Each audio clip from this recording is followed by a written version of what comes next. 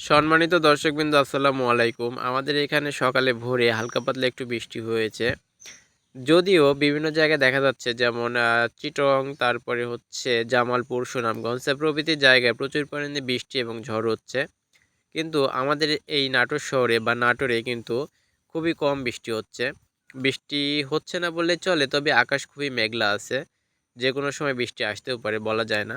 তো আমরা পটলের জমিতে আসছি। পটলের জমিতে অবশ্য সকালে বৃষ্টি হওয়ার পরে আমরা একটু সার দিয়েছি। সারটা দিয়ে এই যে মাটিগুলো আলগা করে দেওয়ার চেষ্টা করতেছি। তো পটলের অবস্থা খুব ভালো, সেটাই আমি দেখাচ্ছি। এই যে খুব সুন্দর পটল ধরছে। যদিও আমার ক্যামেরায় খুব একটা ভালো দেখা যাচ্ছে না মনে হয়।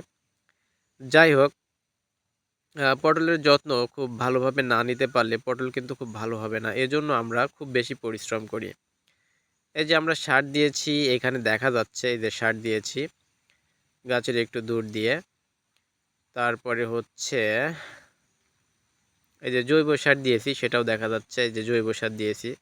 তো আমাদের এখানে আসলে জৈব সার এবং রাসায়নিক সারের একটা মিশ্রণ দেওয়া হয় সব সময়। তার কারণ হচ্ছে যে যদি রাসায়নিক সার বেশি করে দেওয়া হয় তাহলে গাছের বৃদ্ধি খুবই বেশি হয় এবং গাছে ফলের পরিমাণ খুব কমে যায়। এজন্য মূলত সবচেয়ে বেশি পরিমাণে জৈব সার দেওয়া হয় এবং হালকা পরিমাণে এর সাথে রাসায়নিক সার মিশ্রিত করে দেওয়া হয়।